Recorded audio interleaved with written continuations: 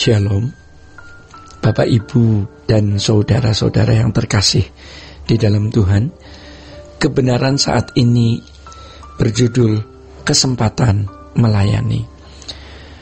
Saudara-saudara, ada suatu tatanan yang Tuhan telah tetapkan bahwa setiap orang memiliki kesempatan.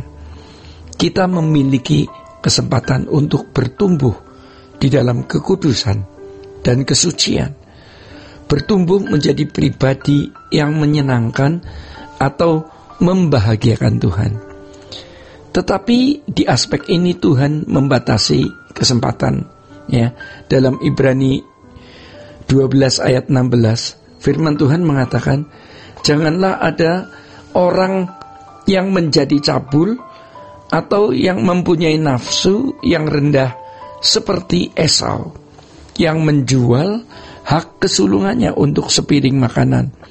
Sebab kamu tahu bahwa kemudian ketika ia hendak menerima berkat itu, ia ditolak, sebab ia tidak beroleh kesempatan untuk memperbaiki kesalahannya, sekalipun ia mencarinya dengan mencucurkan air mata.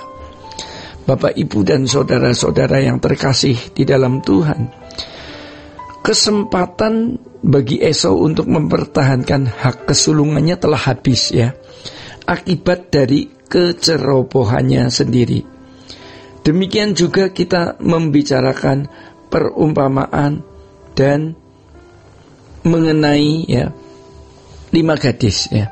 Demikian juga kita membaca perumpamaan mengenai 5 gadis yang bijaksana dan 5 gadis yang bodoh.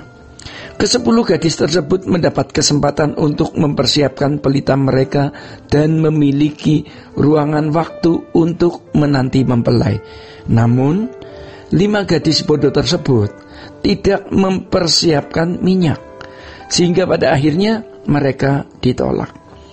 Saudara-saudara yang terkasih di dalam Tuhan, kalau kita mengingat kisah Saul, ya, ada kepedihan di dalam hati kita, ya, di mana pada mulanya Saul adalah seseorang yang cakap perawakannya dan memiliki kemampuan dalam berperang, ya, selalu menang dalam peperangan.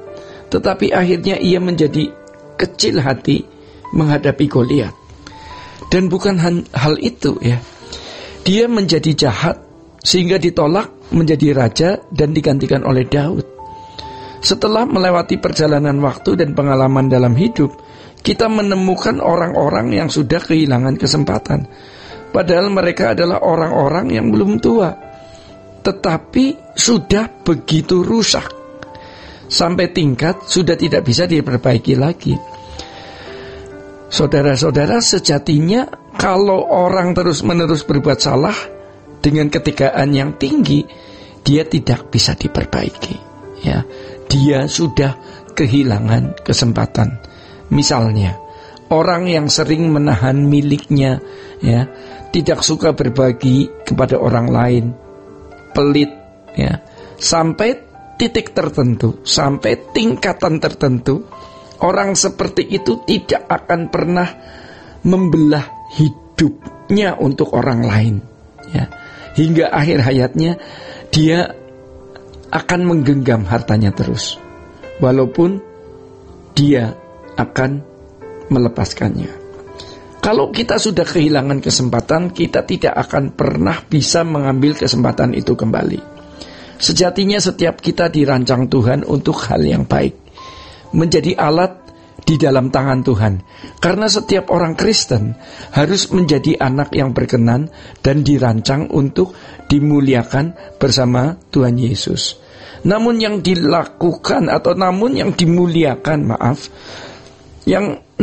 dimuliakan bersama dengan Yesus itu harus orang yang menderita bersama-sama dengan Dia, ya. Harus orang yang menderita bersama-sama dengan Dia, ya.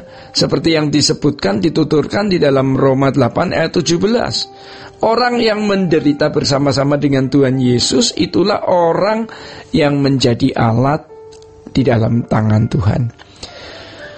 Bapak, Ibu, dan saudara-saudara yang terkasih di dalam Tuhan, Tuhan memberi kesempatan kepada setiap kita untuk berkarya bagi Tuhan, ya. Tuhan pasti akan memakai kita sebagai alatnya untuk maksud-maksud Tuhan. Dalam suratnya kepada Timotius, Paulus mengatakan, dalam rumah yang besar bukan hanya terdapat perabot dari emas dan perak, melainkan juga dari kayu dan tanah. Yang pertama dipakai untuk maksud yang mulia, dan yang terakhir untuk maksud yang kurang mulia. Di dalam 2 Timotius 2. Kita adalah salah satu perkakasnya, ya. Memang ada yang terbuat dari emas, perak, kayu, atau tanah. Tentu kualitas perkakas tersebut tidak ditentukan oleh Tuhan dengan semena-mena. Pasti Tuhan melihat respon masing-masing individu. Namun ingat, Tuhan tidak memakai orang sembarangan. Tuhan memakai orang-orang yang layak dipakainya. Jadi saudara-saudara, bagi anak-anak muda, ya, kita harus melihat dengan iman bahwa kita memiliki kesempatan besar, kesempatan yang luar biasa ke depan. Dan itu adalah sebuah kepastian. Memang kalau kita tidak percaya Allah itu hidup dan nyata, kita pasti melihat masa depan yang gelap. Bagi kita yang sudah tidak muda lagi, harus disadari bahwa kesempatan yang ada itu tinggal sedikit. Tapi ironisnya, ya, jika kita mengingat apa yang telah terjadi, ternyata ada kesempatan-kesempatan yang telah berlalu yang kita telah sia-siakan atau abaikan, ya. Mungkin ada penyesalan di dalam hati kita, tetapi kita masih punya waktu yang di dalamnya masih ada kesempatan, ya. Untuk itu kita jangan menyia-nyiakannya lagi. Saudara-saudara, dosa sekecil apapun jangan diizinkan, ya. Jika masih ada kecenderungan-kecenderungan yang tidak kudus, harus segera dibuang, supaya kita bisa menjadi alat di dalam tangan Tuhan yang efektif. Kita menjadi alat yang efektif di tangan Tuhan. Jadi saudara-saudara, sekarang kita semua diperhadapkan pada arena perjuangan. Kita menjadi petinju yang kalah atau petinju yang menang. Arena itu tidak ditentukan oleh takdir, tetapi ditentukan oleh aksi kita, ya.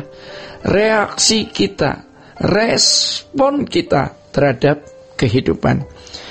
Jadi Bapak Ibu yang dikasihi Tuhan, Tuhan mau agar kita menjadi saluran berkat Tuhan. Tuhan mau menjamah mereka melalui dan di dalam hidup kita. Allah mencari saluran-saluran, mencari pipa-pipa, ya, yang melalui pipa-pipa itu Allah mencurahkan kuasanya, Allah mencurahkan berkatnya. Pipa-pipa yang bersih sehingga pikiran perasaan Allah bisa disalurkan. Pipa itu adalah Bapak Ibu, saudara dan saya, ya. Jadi mari kita serius memperkarakannya, karena ada banyak orang tidak peduli dampaknya terhadap pelayanannya. Bahkan lebih mengerikan kalau orang melayani karena uang, ya, atau melayani karena hidup, atau melayani karena nafkah semata. Baiklah, masing-masing kita bertanya, Tuhan, dampak apa yang sudah diakibatkan oleh hidupku terhadap sesama? Jika hidup kita belum berdampak baik, ya, maka sekarang waktunya untuk kita berubah. Selagi masih ada kesempatan.